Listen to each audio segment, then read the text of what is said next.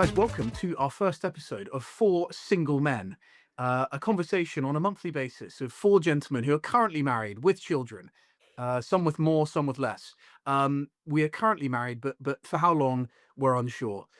Primarily because we have addictions that are very keen to discuss publicly, and this is our outlet. Jake, Tim, and Salim. Jake, where are you, sir? Where are you in from? Where are you beaming in from? I'm in the home office, in did I say Hampshire? I'm in Andover, for anyone who You're in knows. Andover. Yeah. Tim, you're in the New Forest, right? I am. Yeah, stormy day here, but it's glorious. I love it. And Salim, you're in more tropical climes. More tropical crimes, yeah. A place called Wiesbaden in Germany. I live yeah, and the UK. And at the moment I'm in Germany. I've been yeah, kind of around the world the last couple of weeks, but it's yeah, I'm in Germany this week. Fantastic. Well, we've got a group between us which has caused havoc for the last couple of months. Like any collector should have, is a group of friends they can lean on to ask the difficult questions and have the difficult answers given to them. And so this is our group, and we wanted to make it public. And we have come up with a very simple theme for this very first conversation, which is we're going to come with something new. Something new. Doesn't have to be a watch. Doesn't have to be a wristwatch. That's for sure. But something new. New And then to we've got us. sorry, Tim. New to us. New to Both. us, new to us. And we're then going to come to the table with a divisive conversation topic, which is a budget for a collection. We've got £20,000 for a dress watch, £20,000 for a sports watch. There has been conversation already on the group whether that budget can be split equally no. And Tim's shaking his head already. It's not going to be split. It's going to be 2020. Use it or lose it. Use it or lose it budget. So why don't we kick off? Tim, what's new to you, sir? What's your first object? Oh yeah. So it's it's the end of my birthday month, so I tend to use that as an excuse to just be frivolous, more frivolous than usual, which is quite frivolous anyway. And I saw this thing at Boulaye and Son, Boulaye something. Yeah. Anyway, on their Instagram, and it's a Cartier objet d'art. It's called a perpetual calendar. It's like a desk weight with a little, you can keep drugs in there if you want. And but the thing is, it's like really heavy. It's not silver. I think it's steel. It's a limited edition. I think it was made in the 90s. But you sort of twist this top disc, and it gives you whatever date or day or whatever sort of thing you're looking at. And so they call it a sort of calendar perpetual. And I just think it's cool. It's by Cartier Paris, and it's in French. And yeah, well, I didn't really need much convincing. I just bought it, and I love it. So yeah, it goes on my desk, and it's new to me. What are we talking? Without being disrespectful, It was £1,000, something like that. fantastic. Paid exorbitant import tax on it, Mm. but yeah, I think it's worth it. I'm never going to use it, but We yeah, should have. We should have. maybe feel good for about 3 minutes. Surely a trip to Paris there to mule. Should have done. Should have done. Yeah. Is there anything mechanical in it, or do you have to turn? No. It's purely man powered. As long as it says Cartier on the dial, then Tim's sold, I think. That's the way it works. Yeah. I what my question to you guys is, why don't you have one? It's so cool. Salim, what do you got, boy? What you got for us? I've got a bit of a funny story actually. As I've kind of said, I've been doing my travels for work and things over the last few weeks. I was in Amsterdam, then in Athens, and in Singapore. I'm going to Houston next week, then Miami. But when I was in Singapore, I met up with a chap who subscribes to my Substack, and he was taking me around all these watch places, which is really great. And I think the kind of attests to the community that you do build with these kind of things. And he took me around all these great places and things, and then we went to a bar afterwards, and we met a chap there who kind of was a friend of the first guy, and he came over. We were talking watches and things, and I was wearing my Patek World Timer, 5110p, early 2000s platinum, my favorite out of all the World Timers. And this chap wanted to try it on. He tried it on. He wore it for a while, and he really liked the watch, and he asked me to name my price, and just bought it straight off my wrist, which is a pretty mental thing to do in a bar having just met someone. But I thought that was great, and I thought it was a great story. And he just bought it straight off my wrist. And then I was on my way home, and I couldn't go back bare wristed. And I had, in a moment of madness, I bought a Speedmaster at the airport, which is which is something which, I don't know. And now I'm thinking about going right down the Speedmaster, the Speedmaster hole, but Jake is trying to hold me back, I think. Most people buy a moon swatch at the airport. You would have bought an Yeah. actual moon watch. How did the transfer work, Salim? Bank straight into my account. It Just landed there and then at the bar. Boom. just there and then. Well, outside the bar, actually. It was outside the bar. We were saying on Better signal. better signal, yeah. And he just straight across, and he said, it should land in your account tomorrow. I saw him do it, but within 5 minutes, it was in my account, and that was it. And I've just shipped him the papers, Singapore, which is So Yeah. there you go. And am I right in thinking that he said yes to the first price you said, and then you had instant regret that you didn't say more?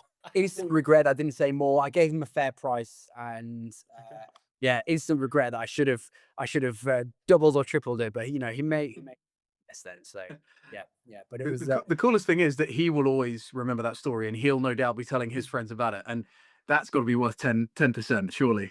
right. Yeah, right. But it was a great story. Something that'll never happen again to me, I don't think. Yeah. Well, he'll be saying, can't believe this guy sold it to me for 30K. I was meant to say 50. Fantastic. Jake, what have you got for us, sir? I don't have it in the room, but this month I have bought a TD5 Land Rover Defender. Oh, yes. So, for those who don't know what that is, it's the year 2000. It's a short wheelbase, so 90. It's in Oxford blue, and I got it off Facebook Marketplace. For any proper Land Rover people, it's a county station wagon as well. So it's got the 4 fold-down seats in the back. A really kind of highly equipped car. It's got an optional air conditioning added, so pretty good. If you want to retrofit, that's a circa £4,000 option now. But I actually found out who the previous owner was. So there's one between us. The chap who had it for new had it for basically circa 20 years. Has an MBE, and his last title was Keeper of the Clock. So he essentially, I'm going to say, ran Big Ben and carried over the maintenance of Big Ben and keeps Big Ben running and on time. So I thought it was a fitting first owner who had used it for 20 odd years. I will send some pictures so you can see it. Obviously, being a Facebook Marketplace purchase, it is beyond rusty.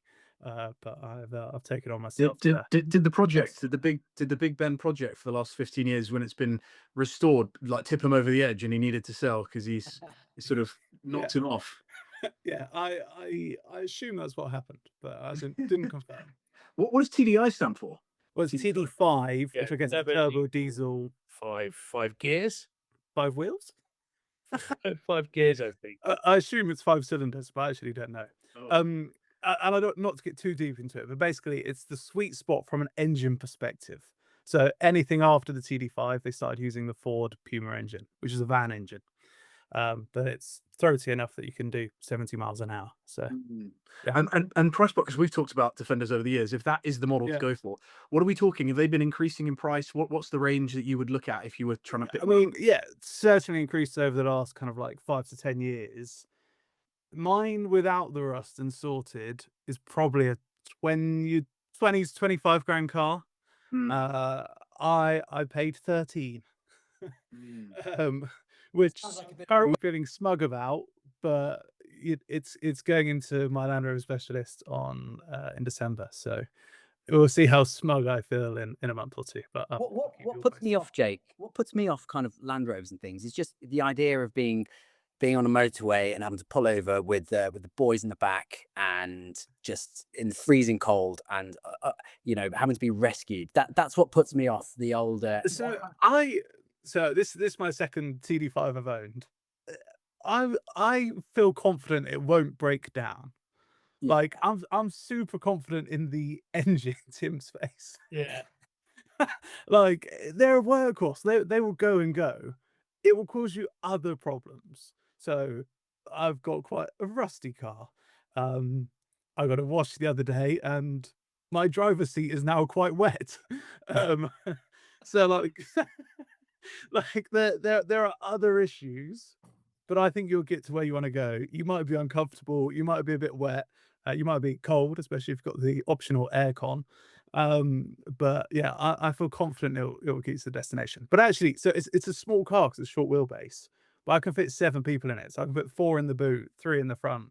So if you need a pub car, a Mm, cricket car, you mm. can truly cram over on it and off you go. And It's and, good. and I'm convinced this is my sell to Nat the whole time whenever we're out and about. I always say, like, that's one of the icons. That's one of the iconic designs, and we're going to lose those as the cars continue to become homogenous and they look exactly the same, and Mm. they're full of less of they are devoid of character, irrelevant of whether it's going to give you short-term pain. I feel like in the long term, it's also going to bring the kids so much joy. I actually said yesterday, I said in the car to her yesterday, I was like, the coolest dad or mum in the car park is going to be driving one of those. And Mm. I got some pushback on that. I do get some pushback on that, but it's just, we're going to have some of those designs which need to be looked after, and that's one of them. That's one of them for me. Well, some of these designs and some of these cars and things do shape people's kind of future and their collections and things. I mean, I remember Graham Fowler's Talking Watches, where he talks about his kind of 13 mil subs or his Comexes, and he talks about how when he grew up in Kenya, he was surrounded by Land Rovers and army fatigues and things like this, and he says that kind of really shaped his future collecting and how he really wanted to go through the military watches and talk about collect them, and he's become one of the biggest collectors of Comexes and mil subs. So it's really interesting how those early childhood experiences have Mhm, then come out through his collecting now. So mhm. I do think it's really cool. Well, So hopefully my daughter will become a nice mill sub collector. It'll Well, be you got to thanks get to some more me. bonus for that thing then, yeah. We've got the Landy. What about you, Justin? What's new on your desk? I was just going to say that the one memory as a kid for me actually was the back of those Volvos. You know, those seats that used to face backwards that you would not flip down at the back. Like as a kid, like that was the memory of taking the piss out of the cars behind, and Yeah. that just was like the best. Um, this, gents, this is an object that has already delivered. It's already paid itself back in just functionality, because it's so useful to have a clock that you can see in the office. Like, I'm normally running late for things, and when I see this thing up on the up when I see this thing up on the desk, it's just brilliant because it immediately lets me know where I'm at. And it's amazing how in most offices or whatever, you don't have a clock. I mean, I've not had one that I can see for a long, long time. So this is a California dial Panerai 8 days hand wound caliber table clock that they used to produce, that was available in the boutiques, but no longer. I'm not entirely sure why they stopped doing them, because to me, no one else was doing anything quite like it. And it was a bit of a fun reason to go in and have a look and see what they had. It's bloody solid. The listing is come from Japan. The listing was brilliant because it referenced it as a safe queen. This, as if this thing's been on the wrist for like 20 years. I mean, I think they stopped making them like about 5 years ago. And they come in a variation of different dial configurations. But I thought the California was great because no one else does a California dial, really. I mean, no one really sort of pioneered the California dial. So there it is, and it's come on this very satisfying milled stand as well. And it comes in a full packet. Like, the box is there, the Panerai box you'd expect, the smell, the paperwork's all there. It's everything, and it's obviously hand wound. So every 2 mornings, every second morning, I'm sort of giving it a wind, and it's just brilliant. So there we go. Goes Um, perfectly with your yellow gold Radomir, doesn't it, Justin? that's a low blow, Tim. That's a low blow because No, I didn't want to. I didn't want to dive in. I didn't want to dive in. I should cover that off, guys. So there is there is a little video dropping at some point, and it may well have already happened, where I give a fairly frank, like almost like being interviewed. I'm not going to name names. I was going to say someone political there, but I've said people political in the past on YouTube videos, and we've got into trouble. But you know those moments where, say for example, members of the royal family or whatever having intense interviews where they're divulging truths about what may or may not have happened. I have stepped foot to talk about my collecting habits, of which you boys are very familiar. And Salim and I share a passion for the idea of basically being very swift in our experience of watches. So they come and go quite quickly. And that watch Tim's referencing had been on the wrist for a short period of time, and I thoroughly enjoyed it. But unfortunately, it needed to go into a deal, which we won't touch on today. But there is a new watch which has come in as a result of that going back. The irony is that Tim said to me yesterday when I dropped it off, he said, no, it's all good. That's still under warranty. No, sorry, it's still under returns policy. It's still under the returns policy. It's under 14 days, Oh God. which will live with me for a long time. So I think 14 days could be a new record. I don't know. Right. Yeah. It was 13. It was 13. was it really brilliant? Absolutely brilliant. But anyway, Subdoll's won because there's been more spent. Yeah, but let me just touch one for 1 second, Justin, on your Panerai desk clock there, because the thing that I really love is that they've put that huge onion crown on the top, and it just looks like it's so ergonomic and easy to wind, and just like you, it's like real pleasure. And if it's 8 days, it probably needs a proper good wind, you know. Yeah. I can't tell you how many wines officially, but there's something just genuinely joyful about it. And you know what? I always imagine, like, if someone else saw, like, if I saw this on the desk of someone else, I would immediately be like, "Well, that's seriously cool," because they're so unexpected, and I kind of knew about them, but didn't really know much about them. And the fact they've gone and put this caliber in the back, and it's obviously it's got this sort of globe to it, so it really accentuates the visuals of the movement. It's just brilliant. It's so different to anything else, you know. It's so different to anything else. I'd like to think it's a keeper, that. Have any of you guys seen the new Rolex desk clock, the Submariner one? Yeah. I thought that was a bit random coming from there. We were offered one to buy one from Red Subdial, and it was the first I'd heard of them. But they're going for proper money, £10,000 or whatever. But, like, do you go into your AD and ask for one? Like, No, get on the we're off website. with them. I don't know. They don't sell to me anymore. There is a bit of an issue at the moment, weirdly, and I was speaking to someone at Vacheron about it this week, because FP Journe have had this issue with fake clocks being made, and I'm pretty sure that Vacheron at the moment is subject to the market being flooded with fake clocks, because my sell room updates, the sellroom.com updates, when I get an email every morning from my saved searches, one of them is Vacheron, and I'm getting inundated. Like, how many? There's literally 10, 20, 15, 20, 10, 15 clocks a day coming through on there being listed on auction, and that doesn't feel right. It doesn't feel right. So beware. Well, Beware. didn't FP Journe have to put out like an email to say, Statement. stop buying things because they're all fake. These are nothing to do with us. Actually, there's very few of these, and none of these are anything to do with me. So, yeah, interesting. There is a friend of ours who will remain unnamed, who has been making signs, official car signs, I know. who ironically has been purchased by the brand. I mean, he's playing with fire. I mean, it's bonkers. In fact, was it Richard Mille? Anyway, he's playing with fire. But there we go. Brands themselves sometimes don't even know these things, which is interesting. He will remain unnamed. Boys, should we dive into our budgets? Let's dive into our budgets, because I feel like this is going to be curious. Jake, do you want to kick us off there, just to reverse the order a little bit? What are we doing? Yeah. Or sports? Well, I feel like it's hard to do singularly. I feel like you almost need to do them together to sort of condone the position. Okay. What do you reckon? Should we do singles or should we do doubles? I think singles. Singles. Okay, go. Well, what do you want to do, Jake? Do you want to do dress or do you want to do sport first? I want to go dress. Okay, we're kicking off the Yeah. dress then. So we're going to do full dress The for 20k.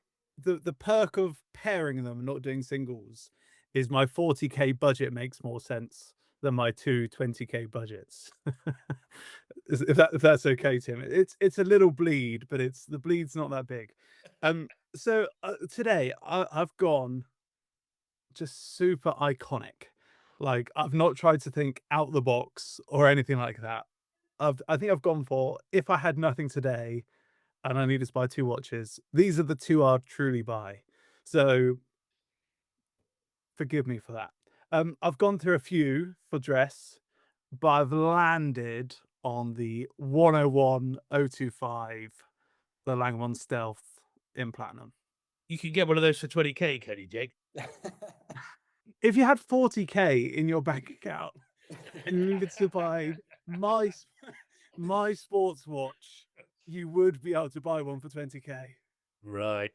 This is make-believe world, I understand. This man's already changed the goalposts. By the way, there was chat of changing goalposts ahead of time of this interview. But it just depends how you look at things, I guess. Would you like me to change it? Because I've got a backup. No. Carry on. So for me, it's like I think endlessly, and I think Salim's in the same place as me. Justin might even be the same place as me. Tim, I'm not sure. I think we I kind of, abide by all the rules. oh yeah, all the rules unless it says Cartier on the dial. So we kind of like zigzag through these different watches. I nearly said the Chopard, which potentially could come up today. There's endless Pateks you can buy, loads of vintage Calatravas. Sorry if I'm spoiling some future things. But I just find myself coming back to, in and around that price point, the stealth is the winner. Like, if you hold the watches in your hand, the weight of the platinum is amazing. The craftsmanship is amazing. The design is iconic. It wears on multiple different straps.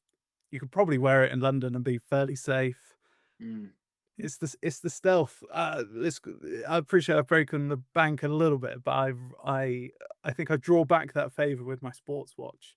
Where Tim, where are they actually price point wise, right? Because they're about 22, 23 at the moment, depending on like condition, set, etc. Really, wow. Don't put your hands up, Jake. Like that's okay. That's When I hit 23, 22, 23, it comes down to how good you are at negotiating at that point. Yeah.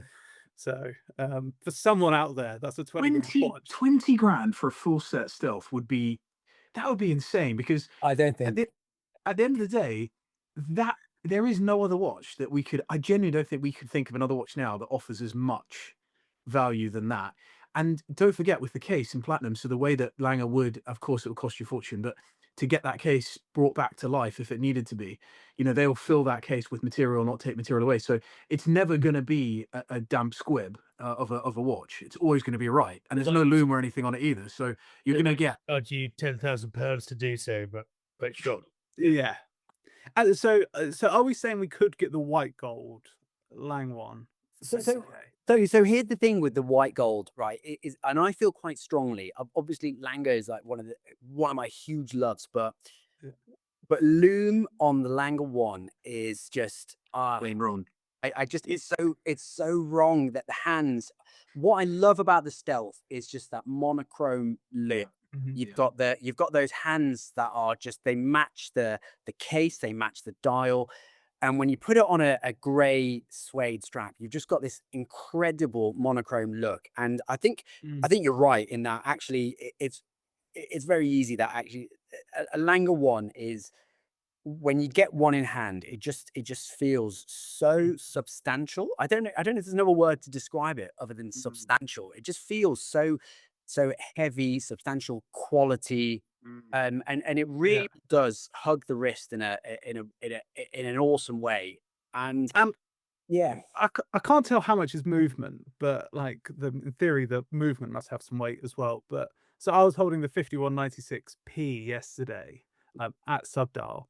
Like, Patek's platinum watches are just lighter than Lange's platinum watches, and maybe that's purely movement, but the head of it is just something else. As someone that's held many of these things, if you put a white gold 38.5 mil Lange one next to a platinum 38.5 Lange one, the platinum is so much heavier, and they've got the same German silver movement inside, which counts for quite a lot of that sort of free space inside. But there is a probably 30% weight differential between the two, which if you compare a 5196G and a 5196P, there is not that 30%. Okay. And Jake, you've got to come clean as well right now, because you're currently Lange one less, which is not something you're comfortable with. No. And so I've had a bit of a consolidation lately. I've just tried to like rebalance my life. Like, I've been living like a crazy watch addict. So maybe it's partly becoming a father. So I'm trying to have like savings, which I've never had before, and maybe investments. And I've sold a handful of things. And my one regret in all of that is selling the Lange one. So Tim knows he's going to get a call somewhere soon. Do you? I should say, I find with the I've jumped around as well. In fact, we've owned the same watch. All of us have basically owned the same watch and shared it a bit. Yeah. I feel like the stealth is the satisfying thing in the watch box because, and I'll eat my words, guaranteed. But I almost feel like that's closed a door on that little segment of the watch box because it's just not going anywhere because it doesn't get better. Like, what are we looking for? What are we wanting out of this? Yes. So I think that's really interesting because there are rarer Langer ones than the Stealth, right? What about the O27X? There are rarer ones. There are, potentially more beautiful Langer ones with the Darth. But actually, at that price point, I don't know if something like an O27X gives you, The double. marginal increase. Yeah, Yeah. as you would have to pay for it. And I know that when I put on a Stealth, I feel that it's such a perfect watch that owning an O27X and paying the extra 15 grand to own that O27X will not give me £15,000 worth of joy over the Stealth. And that's why I haven't owned an O27X. If you look at any of those photo reports, which we love from Mark at Hidinky, where he's at Monaco Legend Group or he's wherever, I'm telling you now, a Stealth, a beautiful shot of a wrist with a Stealth with a couple of jumpers and a shirt and a great strap. That is just the money. It is the money, right? It sits up there with all of that really collectible vintage Patek complicated stuff that's super, super, super expensive. To me, it whacks. It just whacks like, and I'm just saying I'm kind of content with it being squared off in the mind. And what was I going to say? I would put it up against any Patek of any other kind of that ilk. I would just put it up against that every time. And I back it. I back it. I'll add one more thing before we go to whoever's next. If someone out there is truly upset that I've picked a 22 grand watch, I think what I would put in there is any early Lang, so a 101 watch with a non-loom dial, as Salim said, I think works. So there's plenty out there. Some are under 20 grand. Just a point of clarification, and I think you mean to say this: any Langer one with no loom, but also a brushed mid case. Oh, that is 100% a must, as you know. So yeah. So some of those are under 20 grand, and I think you can't go wrong. Yeah. And if you want my pick, the Langer one yellow gold with their blued hands and a painted dial, that I think probably have that in the 17-ish. Yeah, Around. Yeah, and I think that is a beautiful, beautiful, beautiful watch. And it's such an early Langer one as well. You get the painted dial, you get the blued hands, stunning on wrist. The only thing about that yellow, and I tried one on when I was in Zurich with our friend James Green, and I were doing some vintage shopping in Zurich, and I tried that on. This guy whipped it out of a plastic bag in the middle of the back room somewhere, and the yellow is quite punchy on those. The yellow gold itself does pop in a way that doesn't. It does need to be tried on for anyone out there who's thinking about 17K yellow gold Langer one. You should try that one on because the contrast of the dial, which is quite sort of brushed, has like a satin, almost a finish to it, which really there's a lot going on that watch that does need to be tried on. But you're right, what a value proposition. Salim, where are you, boy? What are you spending your 20K on? 25K. Well, yeah. So maybe I'll give some money back because it would have been really easy for me because I think, like Jake, it would have been really easy to say Langer one or a Langer 1815 or a Saxonia and just leave it there because I do think at that price point they do make some of the best watches out there. I don't think Patek touches Langer when it comes to quality at that price point.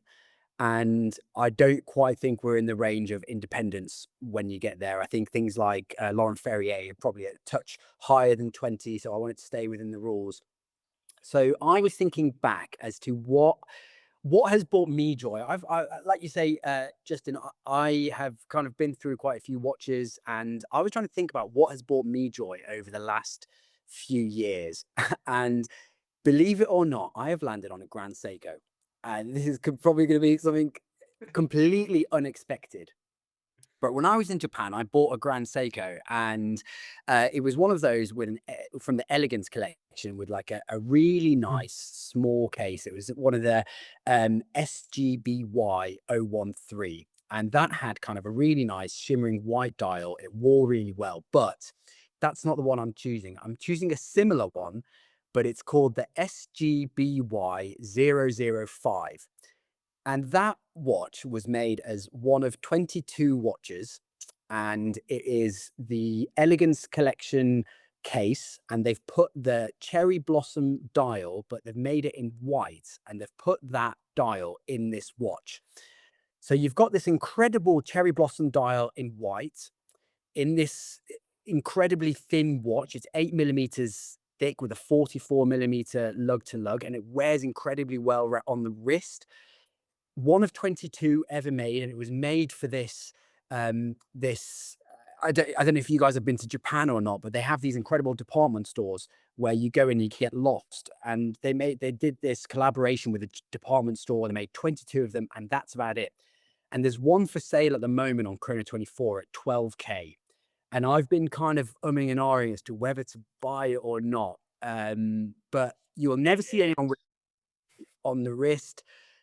The spring drive is so different to anything you can find from any other brand.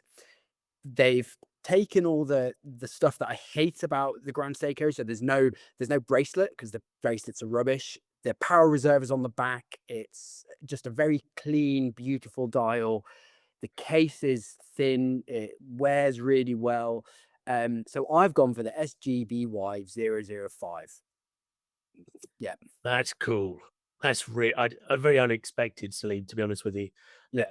I've got a soft spot for Grand Seiko.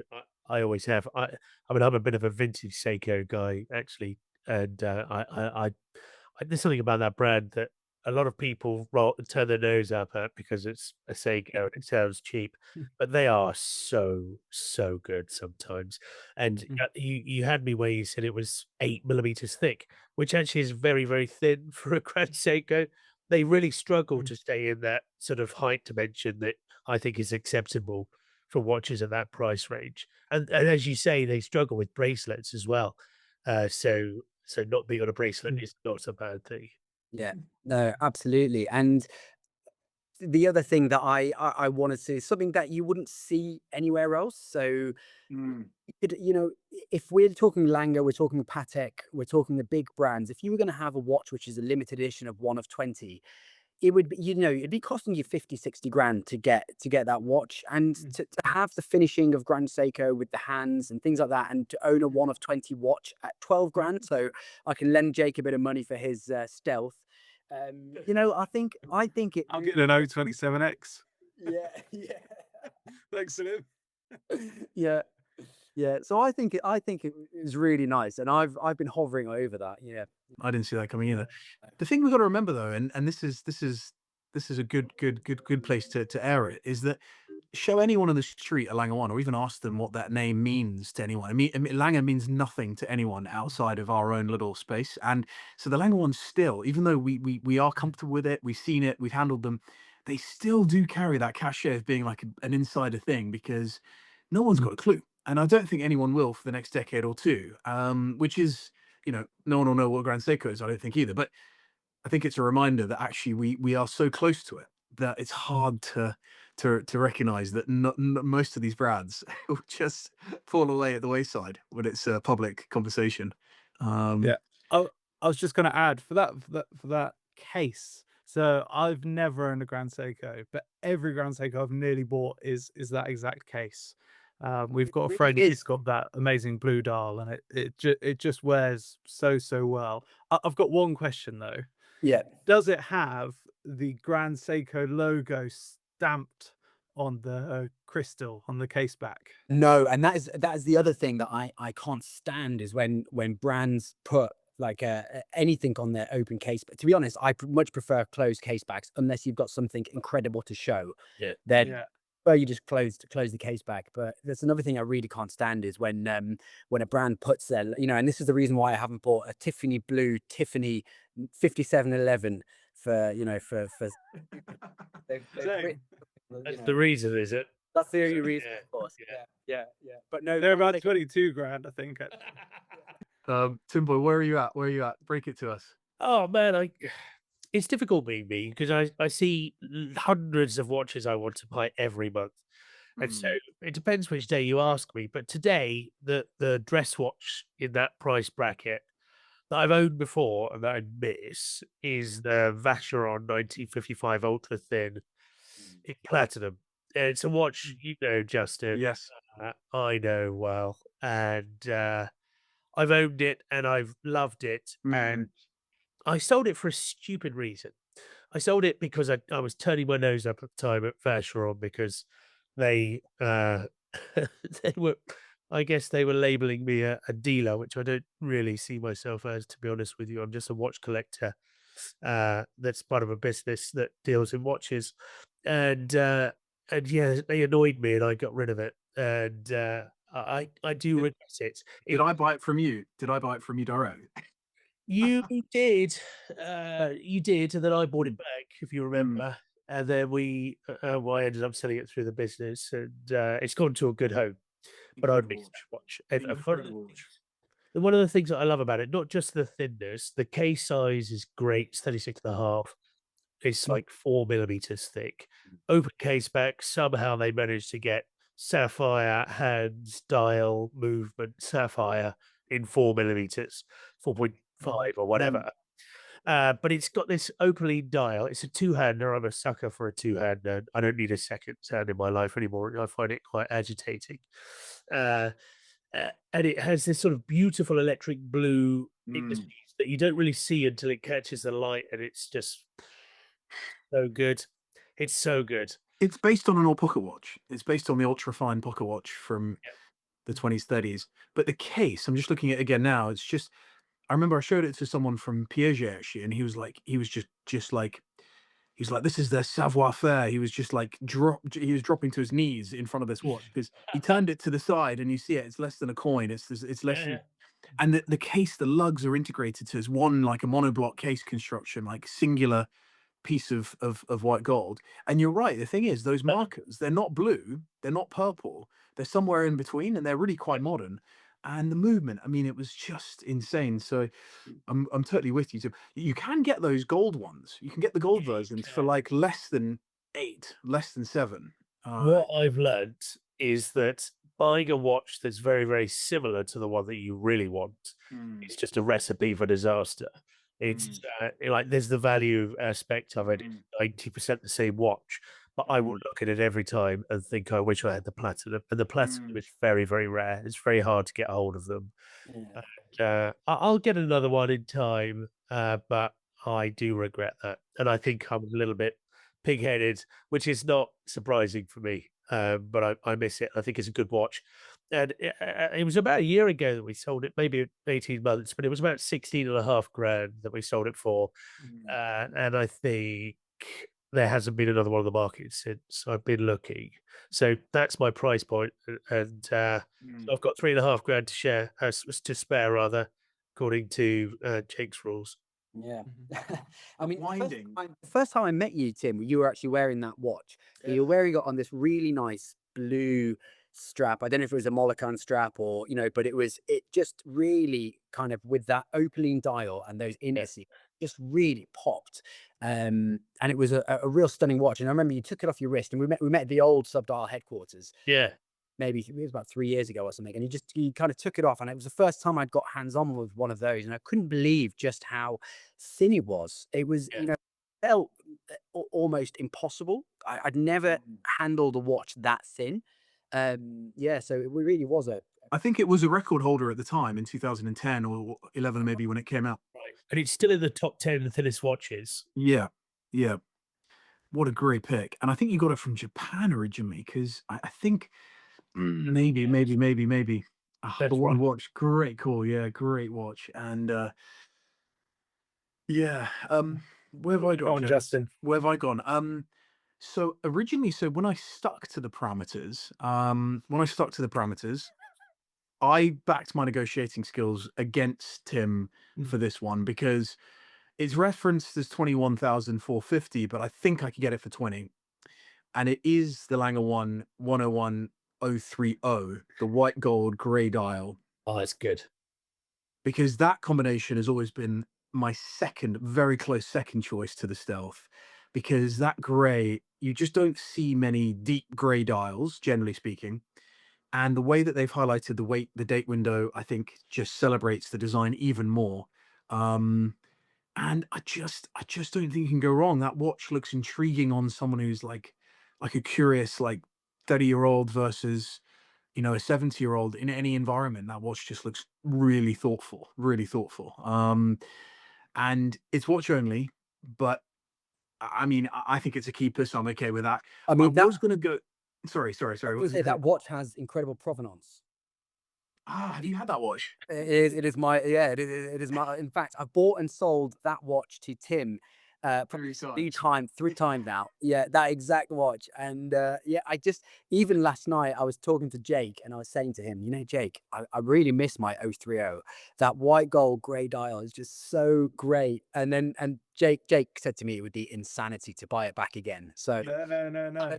that's the I only reason said I have. Yeah. I said it would be insanity, but it's what I would buy if I had your money. And you've got a problem because as soon as Justin said the watch I'm looking at is 21,450, he could have stopped speaking. I knew exactly where he was going. Genuinely didn't realize that, but I knew you'd sniffed around them. I just think the grey is lovely. But when I was thinking to the parameters, that's where I was at. When I was actually not thinking about it, I was going to go for what I saw yesterday because it has blown my socks off to the point where I had a long chat with another friend about it yesterday, and I think there's enough design in that Chopard 1860, the white gold that you've got there, Tim, at Subtle at the moment. And Subtle are not sponsoring this podcast, but it just happens that we love the team there and we love Tim. So Oh, it's just that watch, it's got so much design to it that is um so it requires a little bit of further inspection. You need to spend time with it. You need to see it in the metal to appreciate it. But at 7 grand, I was going to use then my excess to really go all guns blazing on my sports watch. But it's 7 grand full set pretty much. It's just and white gold. It's just and the thing about there's lots I love about it, but I'm just going to touch on the one thing I love the most about it, which is Chopard as a brand, because they are an underrated brand. They're under the radar. No one talks about them. No one really outside of our circles. Even at Watches and Wonders, yes, people love the reissue of the Salmon, and people did talk about it last year or the year before last. But more often than not, they don't get the love they deserve. And I love that because the fact is you've got this beautiful scrolled logo in a little frame that's really quite beautifully proportionate, 37, 36, 37 mil, super thin. The date window has caused me some grief over the years. It has. I'll be honest about it.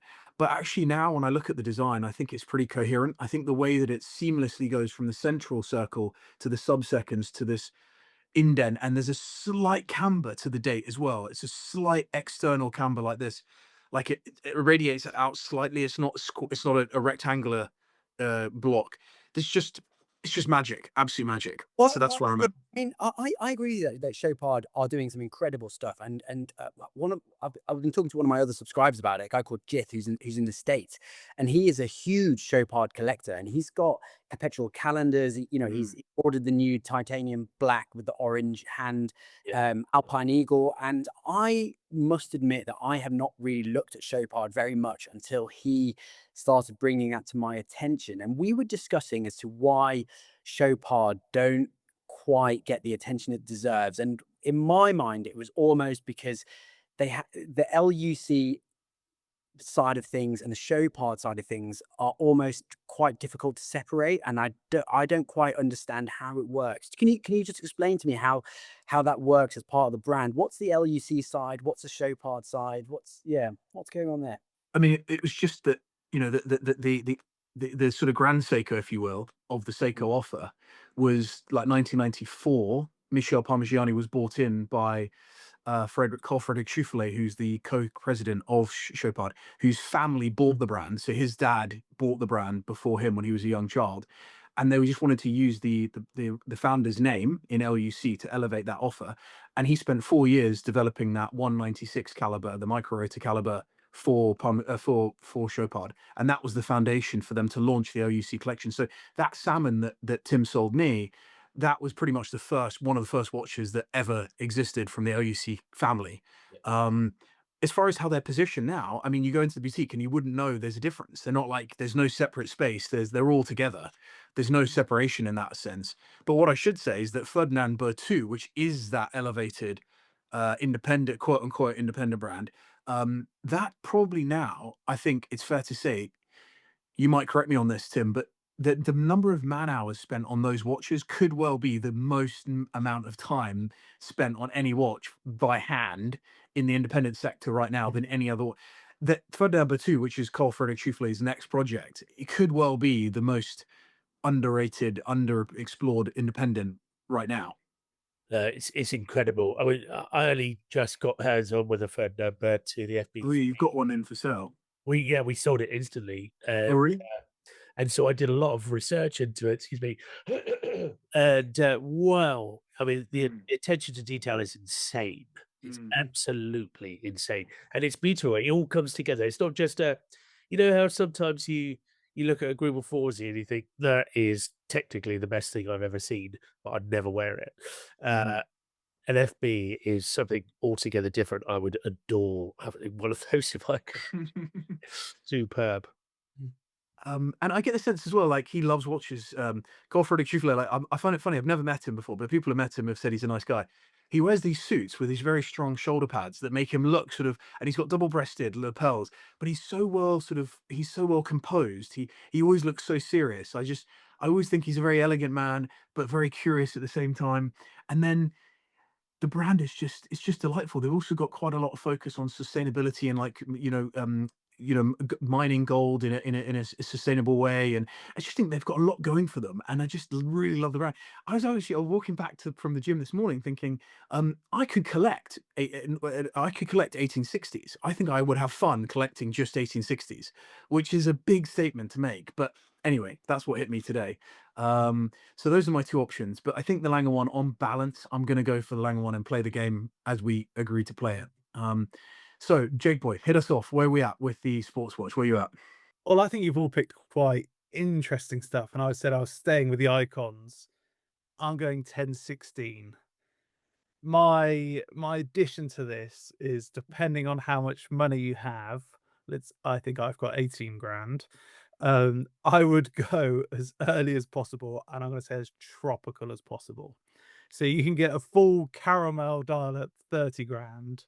I would say you can get a tropical dial at 25 and a light deep brown dial at 20. Depending on where the budget is, you just go as tropical as you possibly can. Has to be on a bracelet, of course, and just wear it every day. Like, yes, it's probably 60 odd years old. It will be fine. Like, don't scuba dive in it. Something Salim and I talk about a lot, but just wear it every day and enjoy it as much as you can. Perfect size for me, and just beautiful, iconic watch. So if I've got 18, I'm getting as tropical as I can for 80. That's where I'm at. And it's a good time for you, Jake, actually, to be getting into 4-digit. I mean, at the moment, 4-digit Rolex is kind of struggling a little bit. At the moment, you're going to be able to get into a really nice example for 18K of a 1016. You know, I don't know whether you'll get into your gilt dial tropical. You know, that's maybe a little bit of a stretch, but you know, you definitely get into a really good early matte dial 1016 at point. And like you say, they wear so well. They're beautiful watches, no nonsense. Yeah, 4-digit Rolex really is a love of mine that I think it's just amazing. So yeah, good choice. Yeah. Oh, that's a good question on that, Jake. If you did have 30K, would you pay the extra 10 or 15 for a caramel dial? Because that worries me, paying significant premiums for a dial that's aged, and unless you know the full provenance of it, worries me that dial's been taken out, you know, baked in tea and then cooked in an oven and, you know, left on the windowsill for 5 years. Do you know what I mean? Odd. Good on them. I would. I've owned two 1016s at different price points. I've had a matte frogfoot and I have had a gilt, let's call it semi-tropical. with the semi-tropical, I just wished it was the full caramel dial, and I think the way I think about it is like that's what the market commands of it. So there's no way of sneaking into that watch or getting there in any other way. And if you're always going to look, it's what you said earlier, actually, Tim. Like if you're going to look at your wrist and go, "I've bought this one, but really I know I wanted that one." Mm. That's the price you got to pay. So I think I've got to a place where I would, and I mean, I don't want to make this podcast too long, but I'm the exact same place with the LUC, that white gold one that you've currently got a sub dial. I want Justin's watch, which is 20 grand. Your one's 8 grand. Really, the dial's just a different color. No, but what I didn't realize as well is that That's the game we movement, gotta play. it's a different movement as well, Yeah. which I didn't, 3.96 versus 1.96. which I didn't realize, the only thing I would say, Jake, about this, and this is something we've discussed a lot, is that if you're going to have two watches, you're going to probably have them in a watch roll, and you're going to see them a lot. You're going to visually have them side by side a lot. It would bother me, and I've gone through a fairly painful journey, but a journey nonetheless, recently, of going for a very small sports watch. The idea of having a bigger dress watch than a sports watch to me is Ooh. actually a problem. Yeah, that I have never once thought about it like that.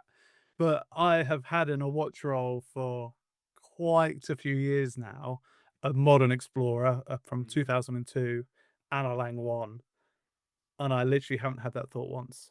How do So they size up? How do they size up against each other? Because it's just that I feel like a sports watch, you can get away with something which has more presence. Celine, I'm looking at yours there, like that double red, like that's your sport. And then the idea that a dress could be bigger than that, it just irks me inside. And it's ridiculous because we've all agreed over the years that you should take the package, the piece of work in its Yeah. singularity by itself and not deconstruct it as a whole. But actually, I'm gonna say hold on. Are you wearing a 38mm Aquanaut? yes. And how big is your 1921 from Vacheron? Yes. Now that's I'll be honest, that has actually irked me, but that's a sports watch. That's the difference. The 1921 is a sports watch. No, but also it's totally different if it's just two watches. I think if you've got a collection of 10 watches and one of the sports models is small, but you've also got, proper tool watch, that's different. Well, I do think it's acceptable. I'm on Justin's side. That's totally doable. well, I've I'm at peace with it. I'm at peace with it. That's the main thing. I think more importantly, less on size. We should probably touch on Salim's point here, which more about experience. Are those two watches giving you entirely different feelings when you put them on? Because that is actually what's going to keep you loyal to them. That's what I've realized. If it's not giving you, like Tim's going to put on a tiny little tank and it's going to make him feel a certain way, and then he's going to put on and then like the friendliest giant in town. What was it called? The smartest giant in town. Or and then the sports watch has got to give him something else. Like the sports watch has got to give him a different feeling. That's what we're in it for, right? Yeah. And you get it from different. I mean, Lange 1 and an old Rolex. The old Rolex feeling of that old steel, the clinginess. That's all there. Yeah. For me, it's perfect. But I've tried to do today picking icons and what I'd buy. So come on, let's hear from the rest of you. Who's up next?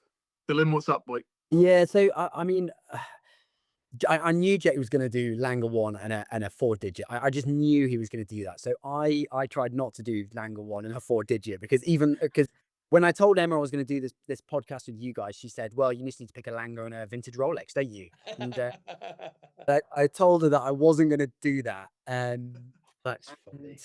And so for me, even though I do wear, I've got a few 4-digit Rolexes and I wear them all the time. I don't mind bashing them about. They've been through worse than I could ever put them through. However, what I've decided is that if I was going to spend £20,000 on a sports watch, the watch had to be robust. It does have to be water resistant. I do need to be able to take it on holiday. I do need to be able to do jump in the pool with it, if I'm, playing silly buggers with the boys, that kind of thing.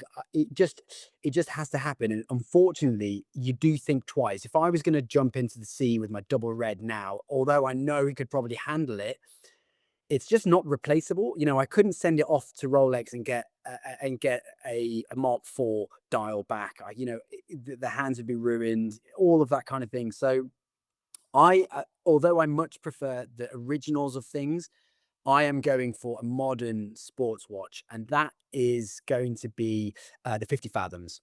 And it's specifically going to be a 40 mm version of a 50 Fathoms. So you're either going to go for the NORAD that they released, or the Barracuda, or the Hodinkee edition. And it has to be one of those three, because what they did with those ones is they made the size better. They removed the date at 430. The Hodinkee edition removed that inscription on the side of the case, which just doesn't need to be there. And one of the reasons I thought that the 50 Fathoms was a good watch is because I looked at the CEO, and Mark Hayek himself. He took over the brand again in 2002. And one of the first things he did was bring back the 50 Fathoms. It had been gone from the catalogue for so long. And he brought it back in 2003. And I've listened to quite a few interviews with him and Jason Heaton, who is from he is a real diver. He's a real enthusiast. The watches that they bring out are actually watches that he wants to use, he wants to wear. He takes them all around the world to do lots of dives with. The ocean commitment stuff that they do is really interesting. And actually, when I was on my way back from Singapore, the chap in the pod next to me was wearing this X Fathoms. I don't know if you ever seen that watch. Bonkers. Absolutely crazy. 56 millimeters. 56 millimeters. Yeah, 28 millimeters thick, and it had all these hands on it. And I was just thinking they could wear whatever dress watch they wanted. Yeah, Smear on the spots. Yeah.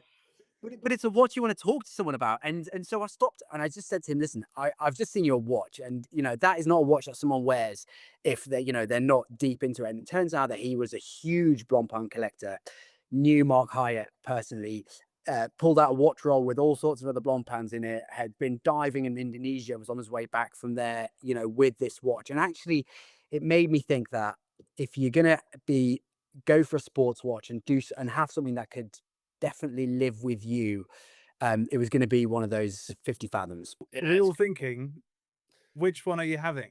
You can't bring three to the table. Yeah. And have you got hands on with any of those three, by the way? So this chap in the pod next to me on the way back from Singapore, he had with him the NORAD, 40mm NORAD, beautiful watch. The faux patina almost kind of kills it for me on that. I kind of wish that they toned that down a bit, but for me, it's got to be the Hodinkee. I think what they did with the Hodinkee is the moisture detector is iconic. They got rid of the inscription on the side of the case. It's all brushed, a kind of a really dark kind of gunmetal. They've got the domed crystal, which is really nice. The bezel action's amazing, and the best thing about it doesn't say Hodinkee anywhere other than the rotor. It doesn't say it on the dial. It doesn't say it. So So that's my choice. I think the best thing about the Hodinkee version, and it might be true of the other 40s, is it doesn't have that annoying Blancpain spring bar that you need to have a special tool for. You can literally just have a normal spring bar. So you can change the straps, put it on a NATO, put it on a whatever. And that's how a sports watch like that tool watch should be. You should be a strap monster. And it annoys me that you have to take it to someone with that bloody tool thing. Yeah. And so it's to the point that I was so taken by it, and by that I've actually asked Tim to find me one. So yeah, here we are. God, it's tricky, isn't it? Because I'm looking at, in principle, I love the idea of a 50 Fathoms because it's unexpected. It's got the lineage, but it's unexpected. The logo is brilliant. The 50 Fathoms scrolled logo is just fantastic. I'm looking at the other the other 50, the other Hodinkee one, the bathyscaphe that they did, which I actually really do like as well. I think that's smaller. I think that might even be 38. It is 38 mil. Yeah, 38 mil. The thing I don't like about the bathyscaphe is that the case shape doesn't quite. It's very angular, which is it's nice if you like that kind of thing. I much prefer the more rounded case of the Fathoms. And yeah, The Bund, the original Bund, the Blancpain 50 Fathoms Bund, the 70s Bund, that big block of milled steel, that's a super cool watch that is super original and underrated as well. amazing. I mean, so it's amazing. I mean, Blancpain, the dive history of Blancpain is unbelievable. 1953, they brought out their first 50 fathoms. Periscope thinks it's 1955, but I don't, but I don't care. This is the it was, they were very early with their dive watches. They had iconic designs. They, all the things with Aqualung. They had the NORAD, the Barracuda, the mil spec, the Tornek Rayvilles, all the ties to the US Navy. I think they've just got some incredible lineage.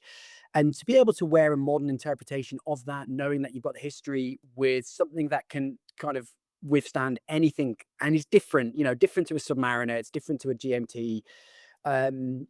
I think it just gives you something else. And one other thing that Blancpain do that I don't see many other brands do is that kind of ceramic or sapphire crystalled bezel. It's got like this really bulbous feeling to it, which is really nice. And it's maybe feels a little less clinical than a Submariner. So yeah, that's why I went for that. I have one last follow-up question on that. Mm. When Justin and I and Emily did that Blancpain 50 Fathoms, Yeah, yeah, video.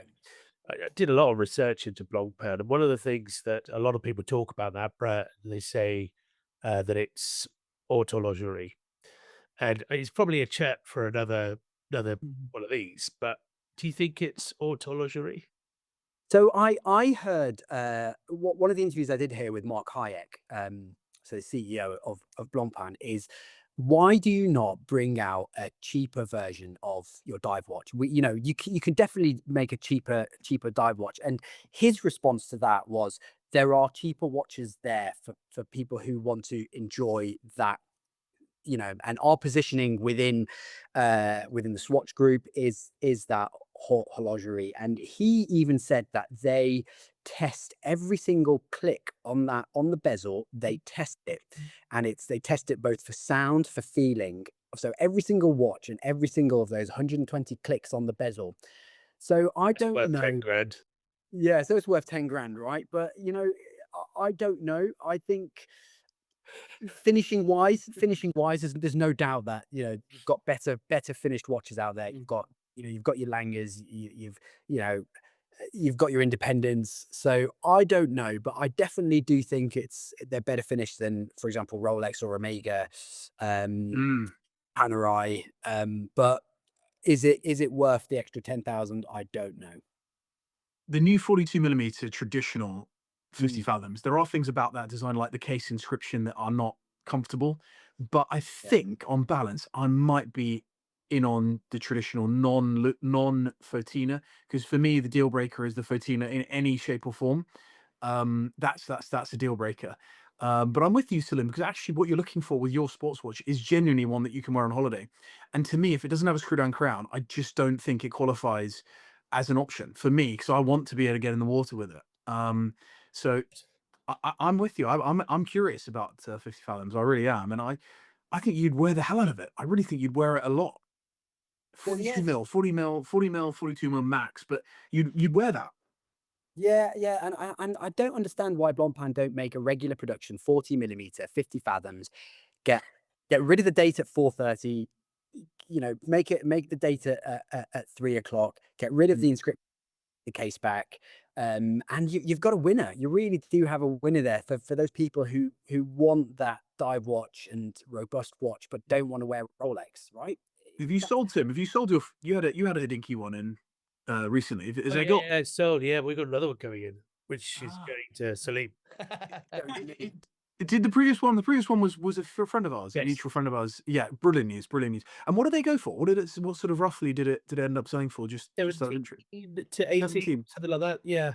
So I mean, it is. It really is. It's a really interesting. I mean, it's nailed on in the price bracket for us. Great choice.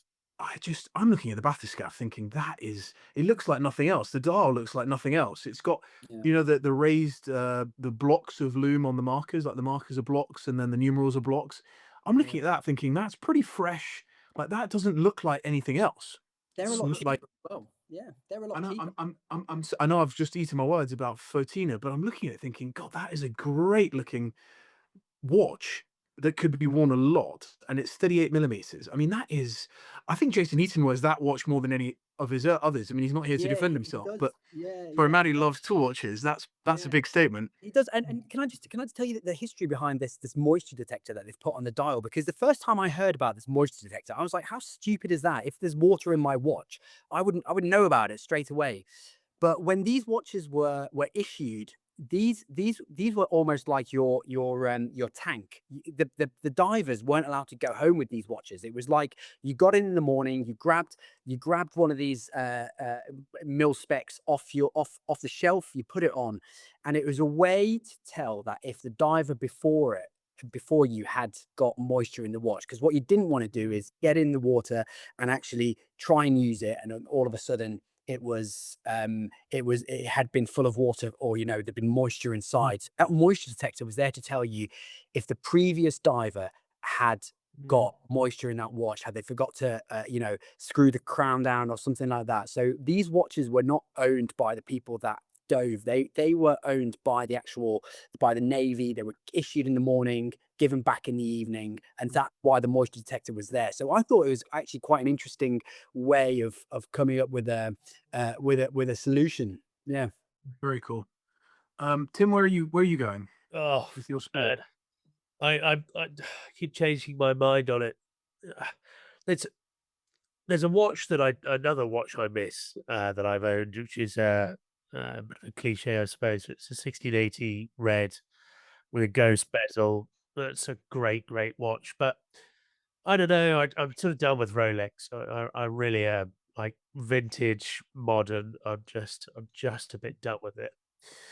And I think the watch that the sports watch, which might not fit your classification of a sports watch, Justin, uh, that I hanker after, which is £20,000 and hasn't been for a while, but it's just tipped down below the 20 mark, is the Bulgari Octo Finissimo in rose gold with sandblasted rose gold bracelet and rose gold dial. I tried that watch on when it came out years ago, and it was 40, I think it was high 30s at that time, and it's now comfortably into the mid 40s. Uh, but you can buy them used, the original ones, without a screw down crown, so it's not 100 meters water resistance. But it's a watch that I think about so often. And I know a lot of people get put off of the fact that, it's a squarish watch, it's 40 millimeters, which is huge. Uh, and I'm not a big watch guy, but there's something about the design language of that watch that does fit my 18 centimeter wrist really well. And I've got a photo to attest to that. Didn't we see one together in Geneva Yeah, Watch we did. Days? We did. They still had one for sale. Yeah. And you can get them pre-owned now for just under 20, and that's such a cool watch. It's such a cool watch. Mm. I like it. It's not the first thing in comfort. It's not the first thing in sports tool, capabilities, but it is a sports watch, and it is an icon. I think a modern icon. I'm Wait, jealous. wait till we get a 38 mil next year. I think that's going to be a killer. That's going to be an absolute killer because it's going to wear much better. But I'm with you. And Fabrizio, the designer there, is the definition of the brand, and he Yeah, is such a cool dude. Shit, Tim, boy, I feel like we've got 5 minutes left, so I don't want to assault you. Well, I don't have time to assault you on that. Just like should. It's not a screw down crown, is it? No, it's not a no, screw down crown. It's not a screw. you're not listening. I've had many in the past, as you know, and I'm a huge fan of the brand. I'm a huge fan of the model and the brand. The modern ones, the last 3 years or whatever, they are screw down crowns. But in 2021, 2020, when they came out or whatever, they weren't. And this one is Okay. not. Okay, very, very cool. Very cool. On the wrist, it just makes you feel special. You feel like a badass with it on. And it's really different as well. You know, Very different. that's the other thing, is that it's such a different design. It's not the same kind of sports watch that people just reiterate. It's not a look back in the catalog and trying to find watch, you know, that, oh, we'll reissue that one. It's Mm. completely different. Amazing bracelet, shape's great. Mm. Yeah. Yeah. What was Gorgeous. I'm going to hit you with mine now. So if I were to go for the Chopard, the low budget dress, and I was allowed to extend on the sports watch, I genuinely think that this Laurent Ferrier Sport Auto, I've banged on about it a lot, but I genuinely think that watch, a screw down crown. So secondary market 30 in Japan at the moment. We could fly over to Japan and make that work for 30, and I've got my 7 in my dress watch. So it's not a million miles off, but just the wearability of that thing, because it is screw down crown, and the fact you've got it from the maestro himself, who was involved in the 2 big icons from the big dog, I just think is really interesting. I was going to go for a Royal Oak from the 90s again, because I've got that in my mind at the moment. I don't think all of them had screw down crowns. I think some of them do. This one here does have a screw down crown, which is interesting. But a mid-size Royal Oak would be my £20,000 pick. Because you've got an icon there, but in the right proportions. I think they actually found that that proportion is the best proportion that they've ever made in yeah.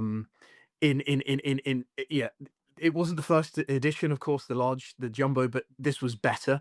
Yeah. I have also come to, just while we're talking, I'm thinking about the 3705 from IWC, the 38mm, the black ceramic, because that is a 17-18 grand watch at the moment, and it's historically just so important and wears brilliantly, because I'm aware that the Royal Oak would be slightly smaller than my 38.5 mil Lange 1 now. So Jake's got me thinking I need something a little bit bigger.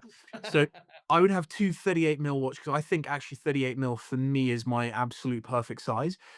So I would have my Lange 1 at 38.5, and I'd have my 38mm 3705 IWC, because those two together are just Gunter Blumlein's vision for what watchmaking could be.